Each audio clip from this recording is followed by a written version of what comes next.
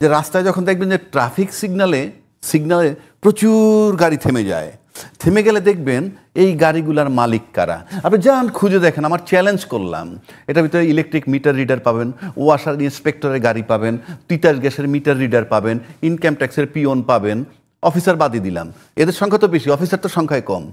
তার পাশাপাশি দেখবেন ফুটপাত থেকে রশিদে বাহিনীর দুটো আনারস নিয়ে চলে হাঁটতেছে এক ভদ্রলোক, উনি পিএইচডি হোল্ডার, 30-40 হাজার টাকা বেতনে চাকরি করে। দেখেন আজকে যে দুর্ঘটনাটা ঘটলো, নিঃসন্দেহে মর্মান্তিক দুর্ঘটনা। এটা রাজধানীতে হয়েছে, অনেকগুলো মানুষ আহত হয়েছে, অনেকগুলো শিশু আহত হয়েছে, মারা গেছে। তো দেখবেন যে এখানে ঢাকা মেডিকেল কলেজ আছে, সিএমএইচ আছে। একবার ভাবুন যদি এটা ঢাকার বাইরে কোথাও হতো, তো অন্ততপক্ষে আমরা ঢাকা মেডিকেল কলেজের মতো কিছু কলেজ আমরা বিভাগীয় সড়কগুলোতে করতে পারিনি। ভাই যেটা বলছেন যে এই যে বিকেন্দ্রীকরণ, এটা কি সব কিছুর আগে আসা উচিত না? অফকোর্স এগুলোর সাথে তো আমি একমত। শুধু ঢাকা শহরে 2 কোটি লোক বসবাস করে, প্রতিদিন সকালে অন্তত 50 লক্ষ লোক ঢোকে এবং বেরোয় যায়, আর 1.5 কোটি লোক কনস্ট্যান্ট থাকে। আমরা কেন ঢাকামুখী? কেন?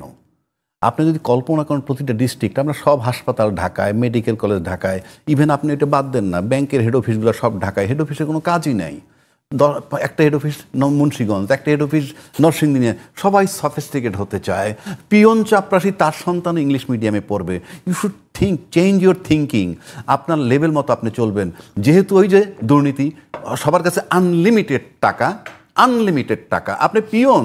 আপনি দেখবেন, এই কথাটা একটু আগে ওনার সাথে বলতেছিলাম, যে রাস্তায় যখন দেখবেন যে ট্রাফিক সিগনালে প্রচুর গাড়ি থেমে যায়, থেমে গেলে দেখবেন এই গাড়িগুলার মালিক কারা। আপনি যান খুঁজে দেখেন, আমার চ্যালেঞ্জ করলাম, এটার ভিতরে ইলেকট্রিক মিটার রিডার পাবেন, ওয়াসার ইন্সপেক্টরের গাড়ি পাবেন, তিতাস গ্যাসের মিটার রিডার পাবেন, ইনকাম ট্যাক্সের পিওন পাবেন, অফিসার বাদই দিলাম, এদের সংখ্যা তো বেশি, অফিসার তো সংখ্যায় কম। তার পাশাপাশি দেখবেন ফুটপাত থেকে রশিদে বাহিনীর দুটো আনারস নিয়ে চলে হাঁটতেছে এক ভদ্রলোক, উনি পিএইচডি হোল্ডার, 30-40 হাজার টাকা বেতনে চাকরি করে। এখন এই লোকগুলোই আন্দোলন করে ঢাকা কেন্দ্রিক, তারা ঢাকায় থাকবে, সব কিছু ঢাকায় থাকবে। কেন? Cut your coat according to your cloth, একটা কথা আছে। প্রত্যেকের ভাবতে হবে তোমার স্ট্যাটাসটা কি, যার যে লেভেলের স্ট্যাটাস তাকে সেই চিন্তা করতে হবে। আর যেটা বললো বিকেন্দ্রীকরণ, আপনি সব ডেভেলপ করেন, স্কুল কলেজ সবই ঢাকায় হবে কেন? মেডিকেল কলেজ, ইউনিভার্সিটি, 6 তলা একটা বিল্ডিং ইউনিভার্সিটি হয়ে গেল, কথার কথা বলছি। এগুলাকে আপনি বিরাট ওয়াইড চিন্তা করতে হবে। এখন যদি বলি রাজনীতিবিদরা, ওনারা চিন্তা করবে, রাষ্ট্রের চিন্তক, কিন্তু চিন্তা করতে হলে, রাষ্ট্র নিয়ে চিন্তা করতে হলে রাষ্ট্রবিজ্ঞানী বলতে he may be a political person, কিন্তু রাষ্ট্রবিজ্ঞানী লাগবে, মানে রাষ্ট্র নিয়ে যারা বুঝতে হবে, রাষ্ট্রটাকে বুঝতে হবে। আপনি ওই যে বললো সিঙ্গাপুরের কথা, এয়ারপোর্ট থেকে বেরোয় একটা ভিজিটিং কার্ড দিবেন ট্যাক্সিওয়ালাকে, you believe it or not, he will not ask you any question, just বাসার সামনে গিয়ে গাড়িটা থামতেছে, বিকজ তার রাস্তা, তার সিস্টেম সব। আমাদেরটা এত দ্রুত হবে তা আমি বলছি না, চিন্তা করতে হবে ঠিক সেই জায়গাটায়। আমরা কি রাজনৈতিকভাবে গত 53 বছরে যে কথাগুলো আমরা বারবার এখানে বলি, এইরকম চিন্তা আদৌ হয়েছে? হয় নাই। আমি দায়িত্ব নিয়ে বলছি, হয় নাই। সুতরাং আপনি এবং আমি এটাও বলি, আমার একটা জিনিস মনে আছে, প্রথম আলোতে একটা মিটিংয়ে একটা রিপোর্টার ছিল বেশ কিছুদিন আগে, কি জন্য যে কি মামলা নিয়ে সরকারের লয়াররা কিছু করছে না। এই প্রথম আলোর এই রিপোর্টের ভিত্তিতে সাথে সাথে মন্ত্রিপরিষদ মিটিংয়ে বসে যায়। আরে ভাই, একটা রিপোর্ট হইলেই মিটিংয়ে বসে দিতে হবে, তোমার প্রস্তুতি কি, মিটিংটা কি, রিপোর্টটা কি? কথার কথা বলছি, দেশটা যে কিভাবে চলে আমার মাথায় ধরে না। কেন আমি বলি, আমি যেমন একটা প্রফেশনে আছি, আমি কিন্তু আমার ফিল্ডটা জানি, ওই ফিল্ডে কি হয়, ভুক্তভোগীদের অবস্থা কি। এমন অনেক মামলা আছে 11 বছর পর হিয়ারিংয়ে যাচ্ছে, কোনো লয়ার পক্ষে পাওয়া যাচ্ছে না, পরে খোঁজ নিয়ে দেখা গেল 7 বছর আগে 2 পক্ষ আপোষ করে ফেলছে, বাট কেস ইজ পেন্ডিং। আপনি জিনিসটা বোঝার চেষ্টা করেন, যে যখন লিস্টে আসলো তখন খোঁজ নিয়ে জানা গেল 2 পক্ষ, অর্থাৎ তারা ফেড আপ হয়ে গেছে, এই টাইম কনজিউম করতে করতে একটা জায়গায় গিয়ে ফেড আপ হয়ে গেছে, মানে জাস্ট তখন কম্প্রোমাইজ করে ফেলছে। তো আমার ওই জায়গাটায় যেতে হবে, যে এটা প্রথম হইলো আপনাকে চিন্তায়, যেমন সৎ আর অসৎ, চিন্তায় সৎ, চিন্তায় অসৎ। চিন্তা করে আগে অসৎ কাজটা করব, কাজ করার পর কিন্তু মানুষ সৎ অসৎ চিন্তা করে না। কাজে আপনার মাথায়, আমি দায়িত্ব নিয়ে বলছি, মাথায় সৎ চিন্তা থাকতে হবে। যে যত বড় কথাই বলুক, কারো মাথায় সৎ চিন্তা নাই। সৎ চিন্তা আপনার ভিতরে যতক্ষণে না আসবে, আপনি আপনার দেশের মঙ্গল করতে পারবেন না, সে যে লেভেলের যে ব্যক্তি হন। চিন্তায় সৎ থাকতে হবে এবং এটা দেখে অন্যদেরকে অ্যাকসেপ্ট করতে হবে। আপনি যদি উপজেলা সিস্টেমটা, আমি আজকে আসি, কি ক্ষতি ছিল? উপজেলাটায় ক্ষতিটা কি ছিল? প্রত্যেকটা উপজেলা কিন্তু একটা করে ছোট্ট ছোট্ট উপশহর হয়েছিল বিচার একটা আদালতের নামে। এখন বলবেন ওইখানে দুর্নীতি বেশি হয়। যে দুর্নীতি বলতে যাবো যায় কোন জায়গায় হয় না, কোন জায়গাটায় হয় না? 1 নম্বর। 2 নম্বর, আপনি মনে করেন আজকে হাইকোর্ট বিকেন্দ্রীকরণ যেটা করছিল এরশাদ সাহেব, আবার আলোচনা চলছে, এটার বিরোধিতাও করতেছে, কিন্তু ব্যক্তিগতভাবে আমি এই বিকেন্দ্রীকরণের পক্ষে। কেন? রংপুর থেকে একটা লোক যখন ঢাকায় মামলা করতে আসে, তার আসা যাওয়ার খরচে তার অর্ধেক দিয়ে ওখানকার লোকাল লয়ার দেশে মামলা করতে পারবে, আর ঢাকায় আসলেই লাখ লাখ টাকা লাগতেছে। আমি নিজের চোখে দেখেছি, একটা মামলার কথা বলি, একজনকে ফি দিছে এবং সেই লয়ার আমাকে বলছে ফি দেওয়ার পর তারা একটু দূরে ফ্লোরে বৈশা মুড়ি আর চিরা খাচ্ছে, অর্থাৎ টোকাইয়া টাকা এনে সব টাকাগুলো তারা দিয়ে। আমি বলছি কেন এটা? আমি বলছি না মামলায় টাকা লাগবে না, কিন্তু আপনাকে চিন্তা সৎ কইরা জনগণের কথা ভাবলে এই সার্ভিসটা মানুষের দোরগোড়ায় দিতে হবে, এই কোর্ট আপনার দোরগোড়ায় দিতে হবে যাতে তার কষ্ট কম হয়। এই আজকে একটা ঘটনা থেকে এই যে বিকেন্দ্রীকরণ বললো, আমি একমত। আপনি যান না, এটা আরও 50 কিলোমিটার দূরে গিয়ে সব করেন, টোটাল প্রশিক্ষণই আপনার ওইখানে হোক না, সমস্যাটা কোথায়? আপনি যে বললেন দিয়াবাড়িতে জায়গা ফাঁকা, টান দিলেই তো সে লোকালয় আসতেছে। হ্যাঁ, ওটা থেকে উঠলেই তো লোকালয়। এরপরে এই প্লেন তেলের কারণে পড়ে যাক, চাক্কা নামে না পড়ে যাক, কোথায় পড়বে? মানুষের উপরে পড়বে। এটা তো আপনাকে চিন্তা করতে হবে। ওই জন্য আমি কথাটা বলতেছিলাম, আজকে জাস্টিফাইড হবে বাংলার আকাশ রাখিব মুক্ত স্লোগান। আমি যদি দেখি কোনোদিন বাংলাদেশের আকাশকে মুক্ত রাখার জন্য এরকম বহু অফিসার মারা গেছে, তখন এই আজকের মৃত্যুটাকে আমি জায়েজ বলবো, যে হ্যাঁ, ওনারা আকাশ রক্ষা করতে গিয়েও মারা যায়, সুতরাং এটা জাস্টিফাইড। আর যদি আমি কোনোদিন দেখি যে আকাশ মুক্ত করতে গিয়া মারা যায় নাই, আকাশ অন্য কিছু হচ্ছে, তখন কিন্তু এই ব্যথা আমার থেকে যাবে। আজকে যে দুর্ঘটনা, এটিও বলছেন যে বাংলাদেশের সবকিছু বিকেন্দ্রীকরণ করবার একটা আকাঙ্ক্ষা তৈরি করবে। তা আপনি খেয়াল করছেন যে সবচেয়ে এখন যে রাষ্ট্রীয় প্রতিষ্ঠানগুলো বিকেন্দ্রীকরণ করা জরুরি, ক্ষমতার বিকেন্দ্রীকরণ করা জরুরি, সাথে প্রাতিষ্ঠানিক যে বিকেন্দ্রীকরণ এগুলো জরুরি, সেটি কিন্তু শুধুমাত্র দেখা যাচ্ছে ক্ষমতা কেন্দ্রিক যে বাকবিতণ্ডা রাজনৈতিক দলগুলোর ভিতরে, সেটির দিকে আটকে যাচ্ছে। না, রাজনৈতিক দলগুলির প্রতি ভিন্ন চিন্তা থাকবেই, যার যার মতো করে ভাবনা থাকবে। দল ভিন্ন, ভাবনাও তো ভিন্ন, করণীয় ভিন্ন, কমিটমেন্টও ভিন্ন। সে জায়গায় এটা সৌন্দর্য।